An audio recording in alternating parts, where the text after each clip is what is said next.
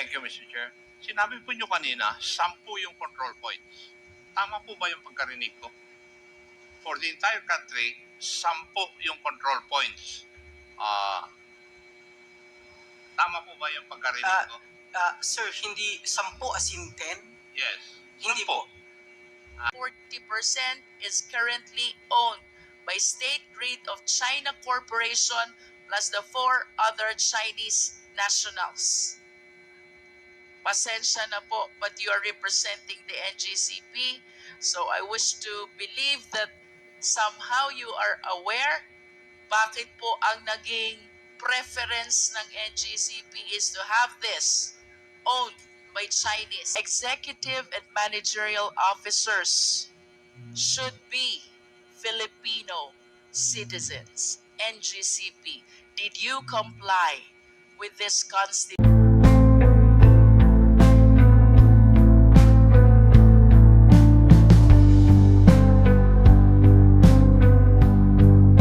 To proceed, there are 2 important constitutional provisions which must be raised pertaining to public utilities. That includes the NGCP. One is the ownership, that the same must be 60% Filipino owned and 40% may be allowed to be foreign owned. May I ask the NGCP, did you comply with this constitutional provision? Yes, Your Honor. Thank you. And the second important constitutional provision, Mr. Chair, is that the executive and managerial officers should be Filipino citizens. NGCP, did you comply with this constitutional provision? Yes or no? Yes, Your Honor. Having said that, Mr. Chair, I wish to raise the information I gathered from the reports and various documents.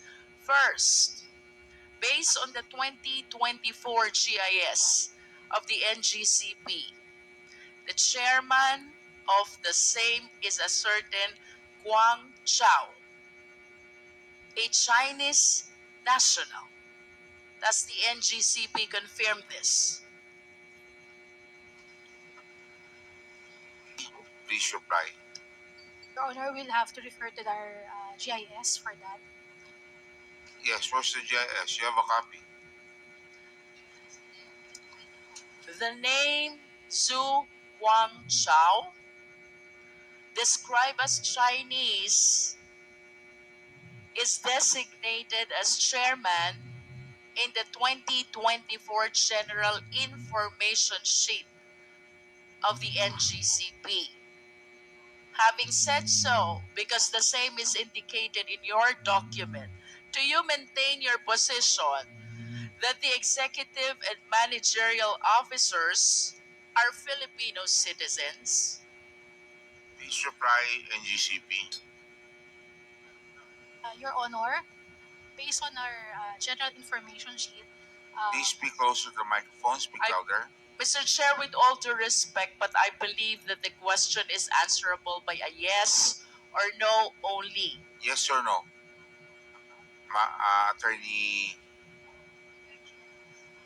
San Diego, ang pagbabasihan lang po GIS, ha?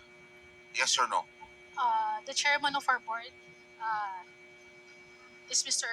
Su Guancho. Okay, Chinese. Okay. Yes. Yes. The answer is Are you saying that you complied with the constitutional provision that the executive and managing officers should be Filipino citizens only, considering that your chairman is a Chinese citizen? Yes, Your Honor, our executive and managers are all Filipino. How do you consider a chairman of NGCP? Is it not a managerial or executive position? Your Honor, Mr. Guancho is a chairman of the board of the directors, but our executive officials and officers are all Filipino. We take note of your answer, but this representation sadly believes otherwise. For this alone, it is my humble submission that the NGCP violated this constitutional provision. Second, Mr. Chair, there are other executives which were disclosed in the records of the NGCP. Leo Zhao Yang, described as Assistant Chief Technical Officer. Leo Sin Ju Wan, described as Chairman of Board Audit Committee. These two officers are responsible for hiring employees and signing contracts with them. Having said so, Mr. Chair, may we hear from the NGCP, are you still maintaining your position that executive and managerial officers are Filipino citizens? Liu Zhaoyang and Liu Xinju are both described as Chinese citizens. Your Honor, we maintain that all our executives and officers are all Filipino. But Your Honor, if I may, I have been looking at our GIS, but the mentioned names were not here in the 2022 GIS of NGCP. In the what? GIS of NGCP. Mr. Chair, we will be flashing some documents on the later part of the interpellation showing these names, including the others who participated in the operation, most especially the technical aspect of the NGCP. Another significant name that I came across with is Wen Bo, Chief Technical Officer.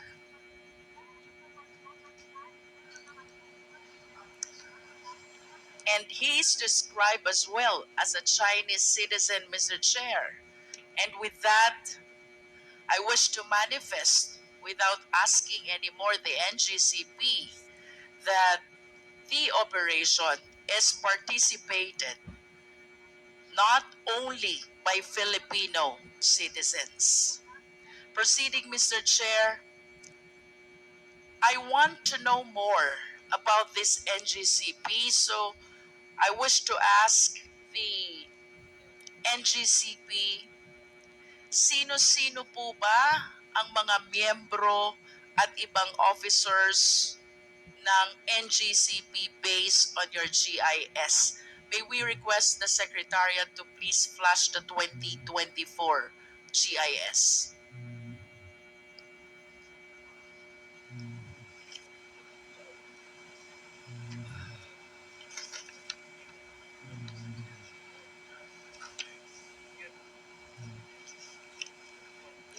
NGCP, please.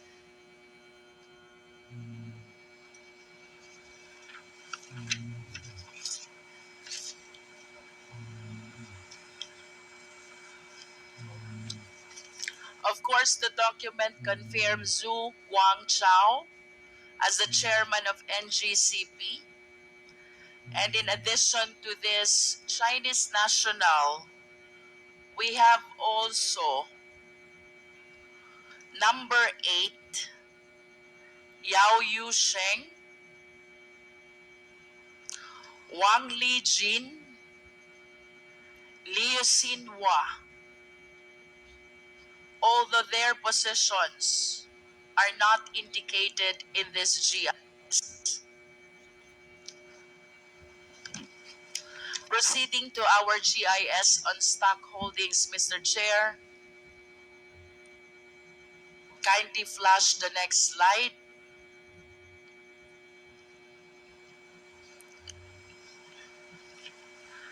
The GIS on stock ownership. There. There is one corporation here, Monte Oro Green, which owns 27.23% of its shareholdings. Another corporation, Kalaka High Power Corporation, which is 27.23%. Third corporation is State Reed International Development Limited. That is 36.30%,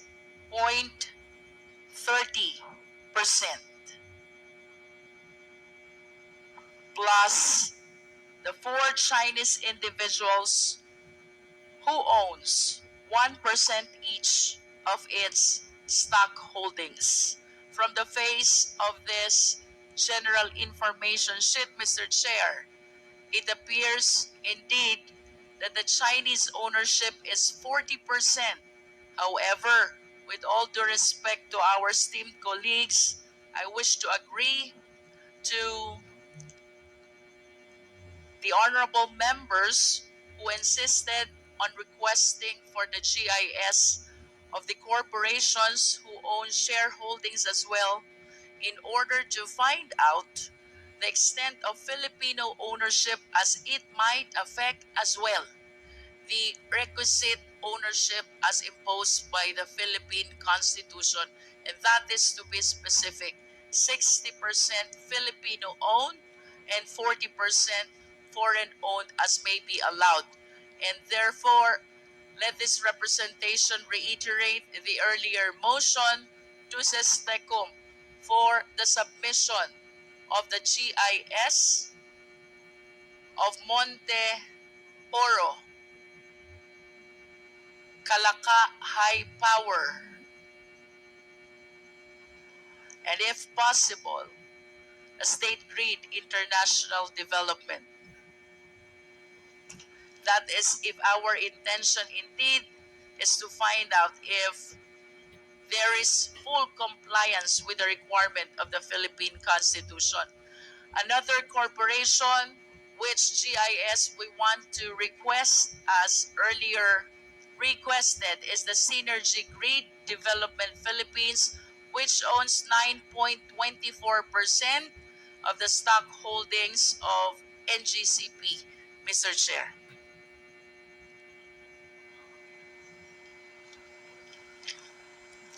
Mr. Chair, I want to go back to the 60-40 ownership. While I do acknowledge that the remaining 40% of the stock holdings may be foreign owned, I just want to satisfy my curiosity. Considering the significance of this Public Utility Corporation, NGCP, ang tanong ko po, NGCP, wala na po bang ibang Filipino citizens interested to own that 40% which currently belongs to the Chinese nationals?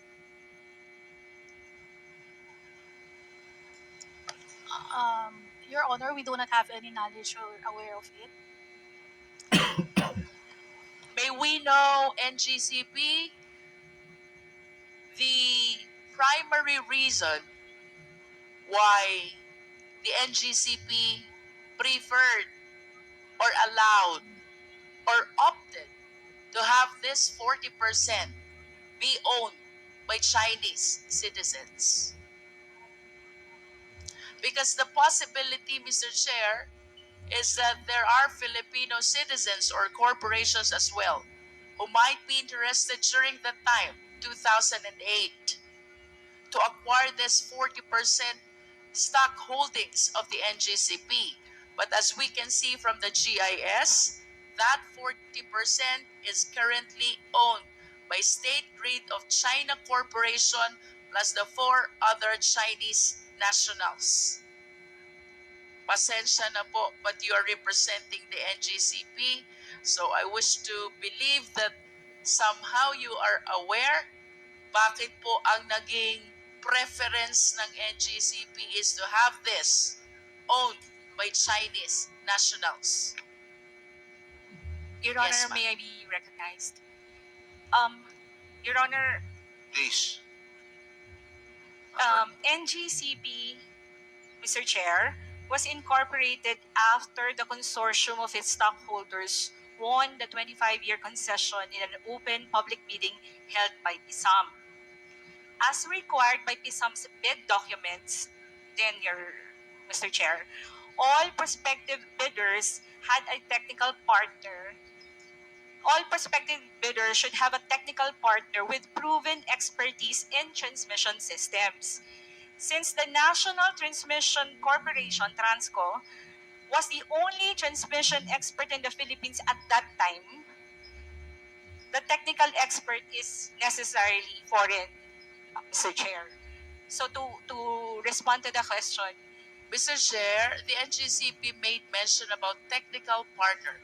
Can we please expound on this? What specifically did we anticipate from our Chinese counterpart when you said we need the technical partner? Your Honor, technical would include the operation of the transmission systems, You said operation? and as well as the systems operation, Mr. Chair, so transmission systems and the SO. And these these aspects, Your Honor, transmission industry, Your Honor, is really, it's highly technical. Kanina po, sinabi nyo din, Transco lang ang merong technical capacity, should I say, or resources. And that is why you relied on foreign ownership when it comes to technical part. To enlighten the public, NGCP, are you trying to say na ito pong technical part ng NGCP cannot be provided at all by Filipino citizens?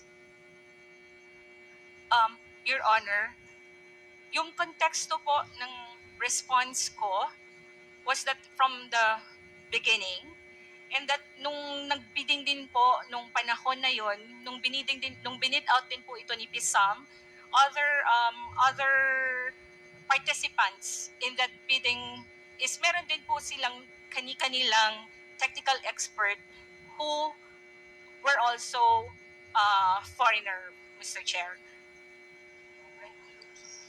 So, kinakonteksto ko lang po, Mr. Chair, na kaya na hanggang ngayon, nagpapatuloy pa rin, Mr. Chair, yung composition ng NGCP. Let's go back to the time when NGCP was incorporated and applied for a franchise, because that's what you are referring to. You were saying during that time, the only company which has technical capacity is Transco, and the other companies with technical capacity has foreign counterparts as well. Do you confirm that? Mr. Chair, because transmission, Please answer the question, NGCP. yes, I confirm. And with that answer, are you trying to say that during that time, hindi kaya ng Filipino citizens to supply the technology or the technical aspect of the NGCP operation? At that time, Mr. Chair, yes. At that time, yes. And of course, when you say technology or technical operation, that goes to the heart of the very operation of the NGCP. And you were saying hindi kaya ng mga Pilipino. Tama po ba ito, NGCP? At least during that time. During the time. At kung hindi ito kaya ng Pilipino during that time, then it follows during that time, we were solely dependent on our Chinese counterpart who owns the 40%. Yes or no? Mr. Chair, can I give a context? Because the bid document, Mr. Chair, requires for a technical partner. Mr. Chair, I'm just following the answer of our resource persons. We go back to 2008. You said during that time, hindi kaya ng mga Filipino. Then it follows that during that time, we are solely dependent to this Chinese corporations and citizens in as far as the operation of NGCP, a public utility corporation which ownership and operation is protected by no less than the Philippine Constitution. Mr. Chair, kung sinasabi nating Pilipino, meron yung mga pong employees ni Transco na after na-incorporate na si NGCP at si NGCP na po ang concessionaire, yung ito pong mga employees na technical ng Transco has been assumed. So, However, for Mr. purposes, Chair, even considering that they have Filipino employees, of course we understand that the citizenship of the corporation is determined by the extent of ownership of the owners. If the owners' majority are foreigner, then it is a foreign corporation. Otherwise, it is a Filipino corporation. If I may proceed, Mr. Chair, another important information I came across with is the working group of NGCP. Ano po ba itong working group of NGCP? Mr. Chair, sorry, I missed like NGCP working group. Have you come across this? TWGs, Mr. Chair, but literally working group. I am aware of the technical working group of each Alright. department. Please allow this representation to continue. Under the working group of NGCP, there are two important officers. One is Chairman Yuan Ming Jun. He is described as acting officer, acting chief technical officer. And another is alternate chairman, Chan Chang Wei. These two play significant role in the evaluation of bids and in making recommendation for the award of contract. May I request the Secretariat to please flash the document of first Aurora Polanco project. Next is EB Magalona Bacolod project. These are all transmission projects. And third is the document pertaining to the purchase of site of Cebu Panay Negros project.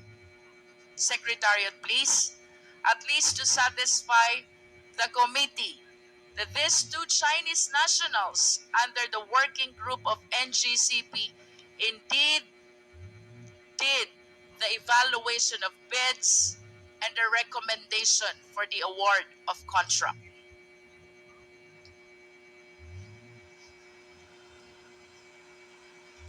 Do we have the document, Secretariat?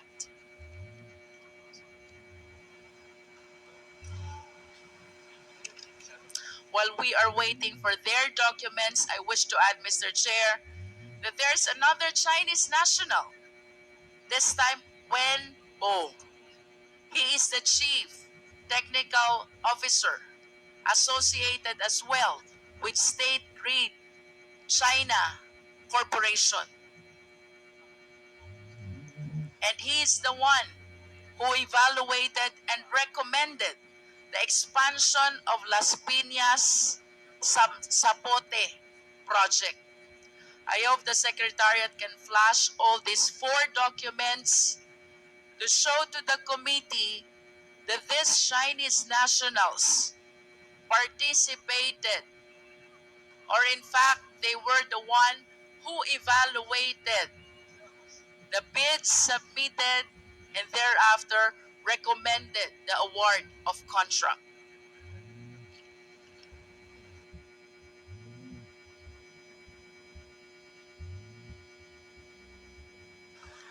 Considering the information, Mr. Chair, that this representation have relayed already, the chairman is a Chinese national. Other executives, Sang Yu Wang and Xin Ju Wan, are both Chinese nationals.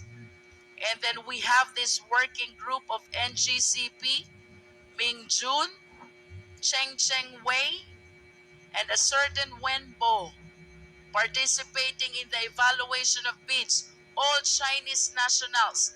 And NGCP continue to maintain that the managerial and executive officers are Filipino citizens. Mr. Chair, I am prompted to ask for a complete rundown of the remaining key officials of NGCP, which the NGCP representatives, I hope, will provide at the soonest possible time. Mr. Chair. To proceed, Mr. Chair, NGCP, are you aware that the State Grid Corporation of China has its own publication? I am not aware, Mr. Chair. Secretariat, kindly flash the publication which says SGCC first time acquired right to run transmission grid outside China. This publication, from the perspective of China, totally rejects the position of the NGCP that the Filipinos are in control of the NGCP. Because as you can see from this publication, it is the SGCC itself which is claiming that for the first time they acquired right to run transmission grid outside China, referring to the National Grid Corporation of the Philippines. May we hear the comment of the NGCP?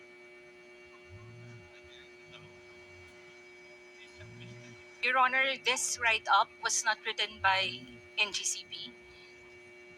This write-up is I understand. But going back to the question, do you still maintain the position that the managerial executive officers are Filipino citizens? Do you still maintain the position that Filipinos are in control of NGCP? unequivocally, Your Honor. I maintain that position. It seems to me that the course have changed already, considering the significant officers who have been participating in the operation of the NGCP, aggravated by that publication coming from one of the major stockholders of the NGCP, that is the State Grid Corporation of China. That is a manifestation, Mr. Chair. To continue, Mr. Chair, NGCP, nasan po ba ang switchboard ninyo? You don't know? Your Honor, it's a technical term. We have technical people here. May we ask the technical people?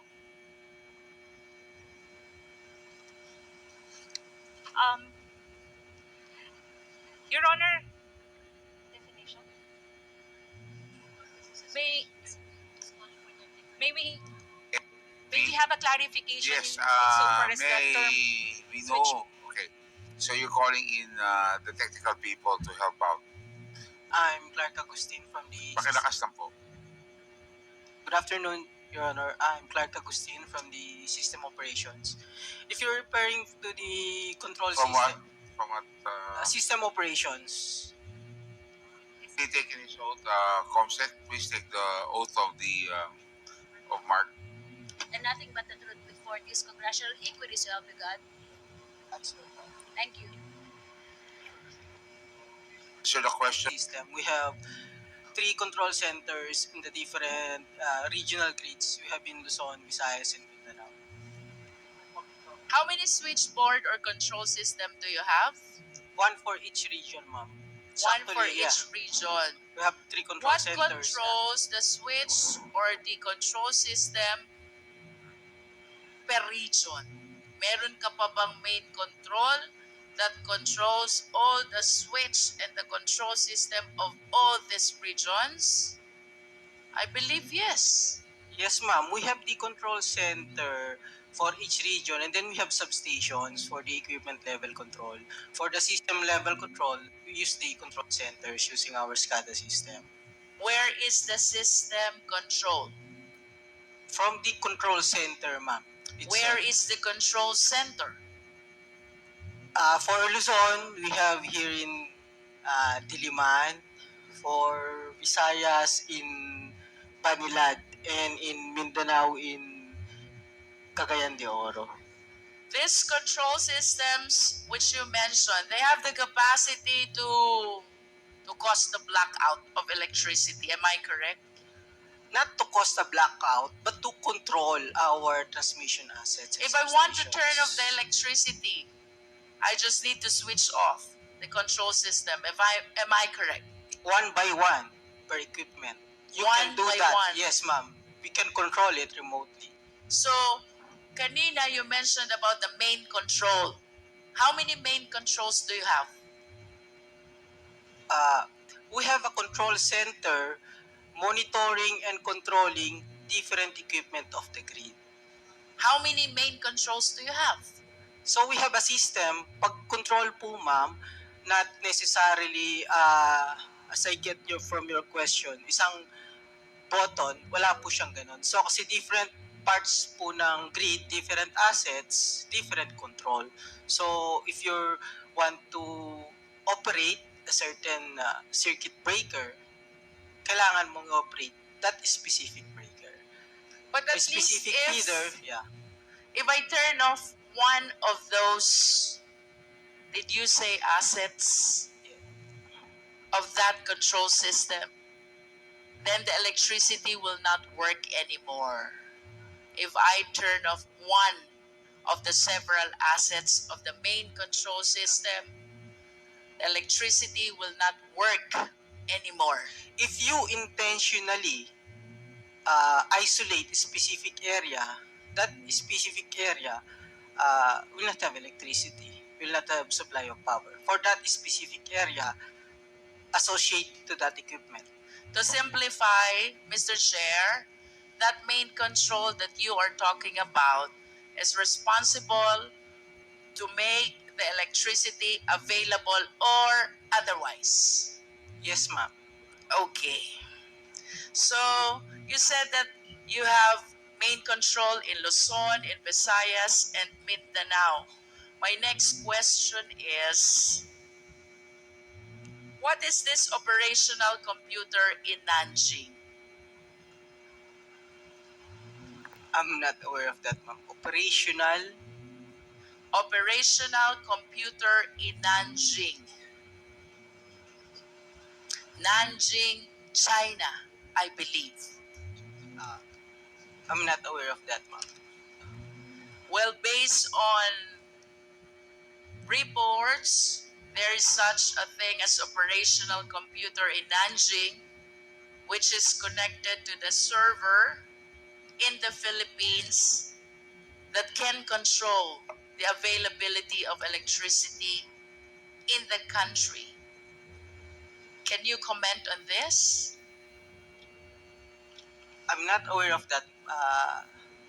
Is it Control, yeah. possible that this information is exclusive to the Chinese counterparts and not shared to the Filipino counterparts?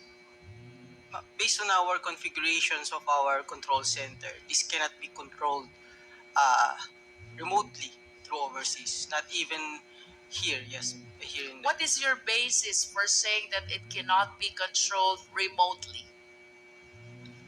Are you that expert?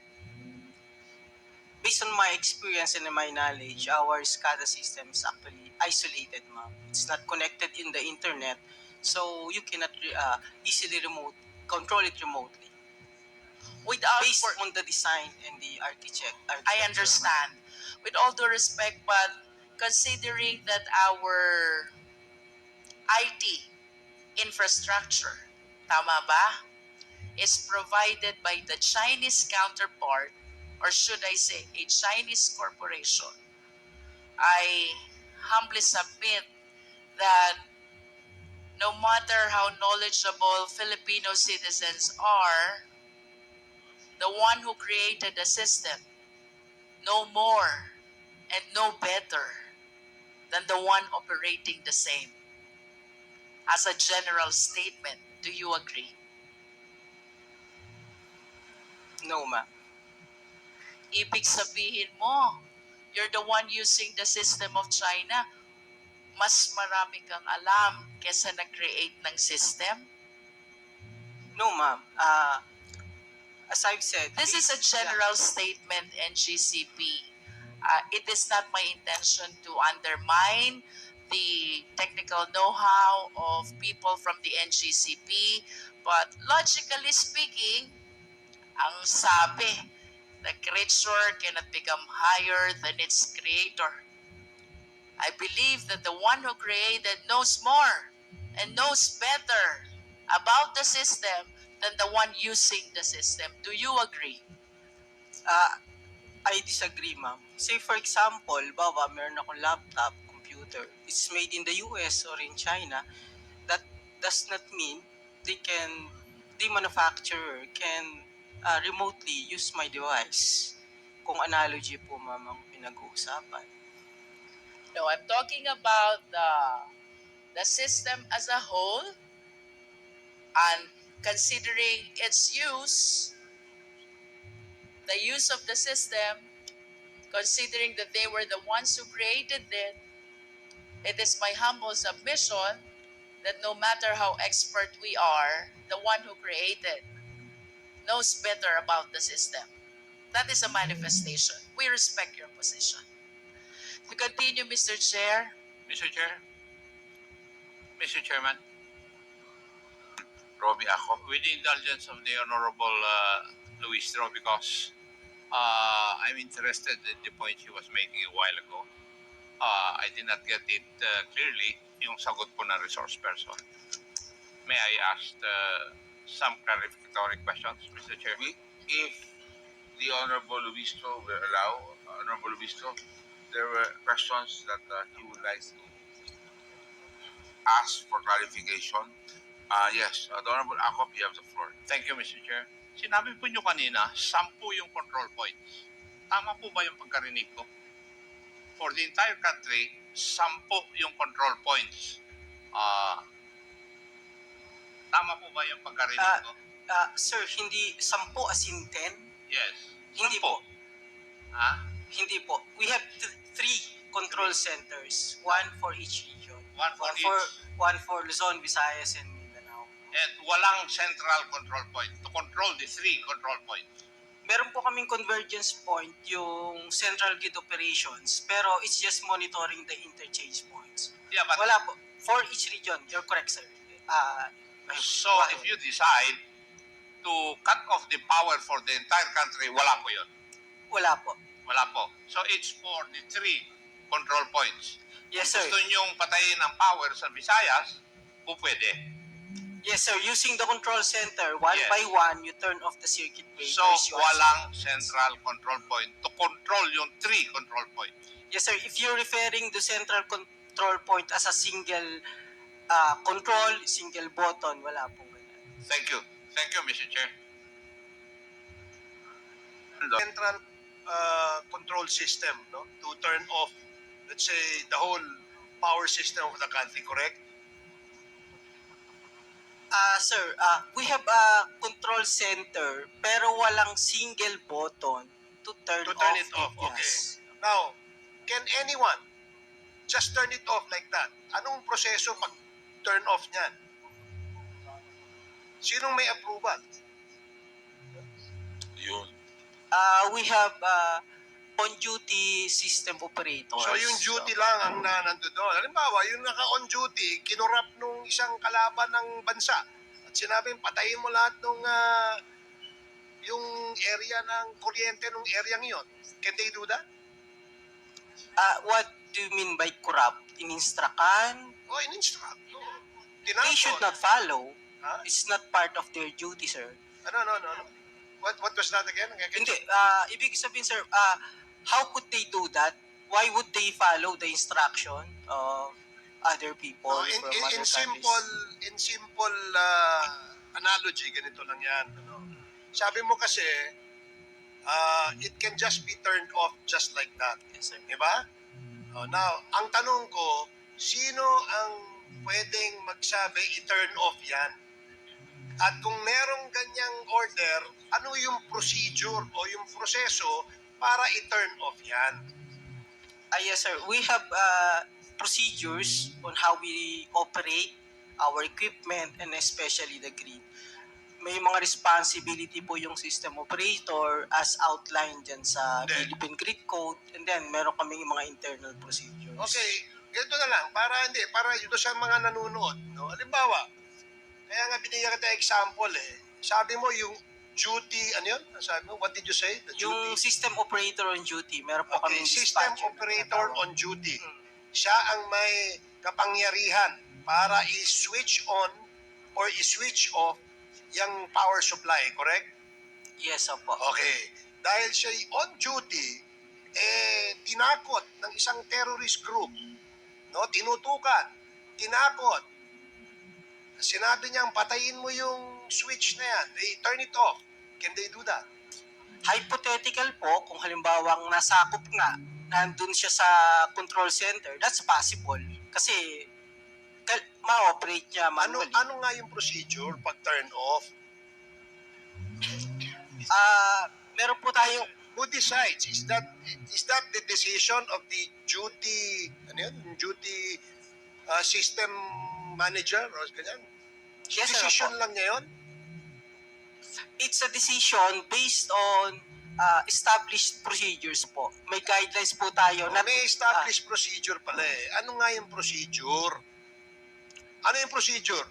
Kung halimbawa po, merong maintenance, pwede niyang patayin yon. May emergency, may risk sa life, sa equipment, pwede niya pong patayin. I raised a hypothetical scenario na terrorist group came into that place.